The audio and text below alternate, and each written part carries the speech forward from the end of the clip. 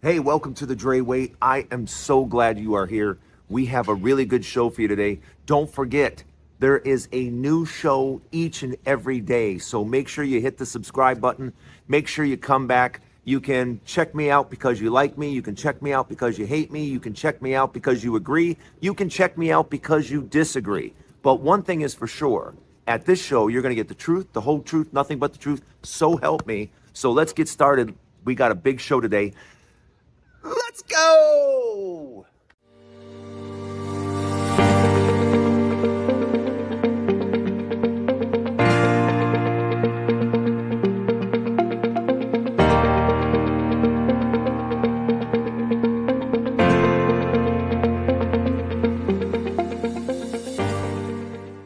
This is the first time, first of all, welcome to the Dray Way. I'm very happy you're here. This is the first time I've done this show angry. I'm actually feeling warm right now because I'm angry, and I'm angry because we're not talking about the massive problem that we have right now in this country. The news isn't talking about it. I mean, some stations are. I saw a station in New York talking about it. I saw one in California, but every station should be talking about it in Texas and Florida and Tennessee and Louisiana and what I'm talking about is food insecurity. What I'm talking about is food banks are now starting to get pressed and overwhelmed. And here comes SNAP cuts that could affect families up to $200 a month. I want you to stop and think about this right now. If you're on a tight budget and you're barely getting by with food right now, how would it be if I took $200 out of your budget? How would that be? Right now, over almost 50 million Americans, almost 50 million, depend on SNAP and the benefits from the SNAP program. And here we are heading right into massive cuts in the program, and millions of people, over 50 million, have food insecurity that they live with on a daily basis here in the United States, here in the richest country in the world. Over 50 million people have food insecurity. In other words, they're not exactly sure where their next meal is coming from. And I'm talking about the United States here. Over 50 million Americans. 50 million. I'm sorry, but that's insane. And already, food banks across the country, pick the state, across the country are saying, yeah, we're in trouble. We're in trouble because here the federal government has cut back subsidies to farmers. So if farmers don't have the money to go ahead and produce, how are they going to give food to the food banks? So it's a vicious cycle. And right now, food banks are struggling just to stay open because the numbers have been cut and cut significantly. So farmers can no longer just unload their produce on local food banks. Yeah, that's a thing that's literally going away and may cause hundreds and hundreds of farmers, small farmers, to go out of business for no good reason. They go out of business. They stop giving food to the food banks. Then what? Somebody tell me, what do we do next? And why isn't this being talked about across the country? Because when some of these food banks are opening now, today, yesterday, the day before that, the lines are forever long. You know, people that have worked at food banks, a friend of mine that's worked at a food bank for 8 years says, Drayton, I've never seen this. Never seen anything like this. People I've never seen before. People that wear baseball caps to try to hide their faces. They're embarrassed. But he says, Drayton, you would not believe the need. And that's now. He says 6 months from now, a year from now, you're talking about it doubling. And he goes, we can't support that. We don't know what we're going to do. And nobody is talking about it. Nobody is saying a word. And it's time people realize, it's time people stop and go, wait a minute, time out. Since the 70s, Prices keep going up on everything. Everything. In the 80s, the 90s, the 2000s, and now today, it's not like every 5 years, it's like every year. Every year, insurance goes up. I say it all the time. I'm like, stop and think for a minute. Pay for your home insurance, pay for your health insurance, pay for your auto insurance. Just those three insurances, and now take a look at the money you have left. That's before you pay any taxes, any sales taxes, any mortgage, any electric bill, any of that. It's just not equaling out. It just doesn't make any sense. You can't have a pay raise of 1 or 2% every year while everything else is going up 5, 6, 8, 10%. Tell me how that math works. Because now what we did is, back in the day when I was a little boy, my dad went to work, my mom was at home, and that's how it was. Your dad's coming home at 5:30, son. We'll eat at 5:30. Dad'll be home. But that's clearly not today. Majority of people have to have two incomes. She has to work, he has to work. And it's not just what it was 10, 15 years ago with the two incomes. Now you have to have multiple streams of income. You have to work 2 or 3 jobs. And the problem is now there's no more hours. There's no more hours. What people need are corporations to pay more money. But corporations are too busy. I don't know about you. I watch the news all the time. And hey, we got record profits. I'm so sick and tired of hearing companies about their record profits. How about a new record for paying your employees? How about a new record for that? I'm tired of hearing about all your profit and your employees get the same check day after day after day, and they barely get by. So many people that work so many jobs across the country are just barely getting by. And that's how you want to live your life? That's life in America? This is the land of opportunity? When it's really the land of opportunity to work yourself to death. That's what this is. This is the land where you can work and work and work and work. And I can tell you right now, in other parts of the world, it's not like that. It's not like that at all. People don't live to work. They work to live. And come on. You notice it immediately when you travel other places, and you'll see people sitting at a cafe for 2.5 hours with friends. You'll see people out in the evening and enjoying life and stuff. People in America come home, they're exhausted.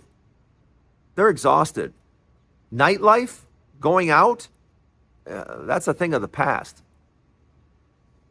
In other countries, they close down business. They just close the business because it's time to take a nap, or it's time for family, or it's time for friends.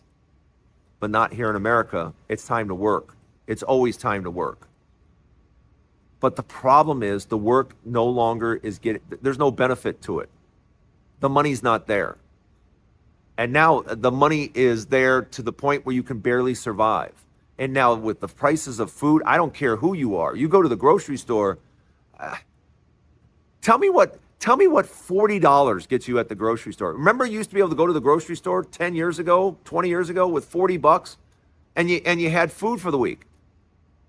You have a meal now. You literally have a meal and some beverages. That's it. And that's $40 gone. And you start multiplying that by each day.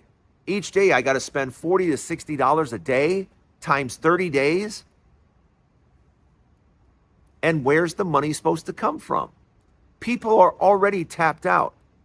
And now no one's sounding the alarm, but I am. The food banks are struggling right now. And more cuts are coming. Farmers are going to go out of business. Farmers not selling produce to local food banks are going to get overrun. So the only thing I want to know from our government is this. What then? What do we do then? You cut the SNAP program. You're cutting subsidies to farmers so they can't give food to food banks. People are hungry. What don't you understand? And more importantly, what are you gonna do? Let me know in the comments, folks. Let me know what you think. Welcome to the Dray Way. Don't go anywhere. Sorry I went a little long, but I'm just so mad. I mean, this is nuts. United States of America, we have millions and millions of people going hungry. And it infuriates me. There's no excuse. No excuse. Part 2 to the Dray Way coming up next. I get messages all the time of everybody asking me, why don't I talk more about real estate? And first of all, I'm tired of talking about it. Secondly, I'm tired of talking about it because everybody has pushed the same narrative. And if you haven't figured it out yet, it is buy a house, buy a house, buy a house. Don't worry about the rate. Don't worry about the price. Just buy a house. It's going to go up. You're going to be fine. That's not true. You know, a couple of years ago when they were pushing these houses at all-time highs, I was saying, this is a bubble. This is not good. You can't have a 1,200 square foot house in most areas for $600,000. That's not a thing. You know, I understand it is in California in certain spots. I understand that. But in most of the country, a $600,000, 1,200 square foot house is insane. But I see it everywhere. And that told me right then and there, this is a lousy time to buy a house. And guess what today is? It's a lousy time to buy a house. Guess what tomorrow is? A lousy time to buy a house. Yeah.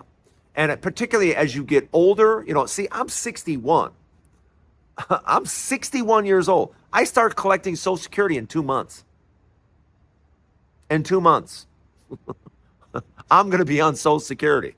Yeah, that's insane.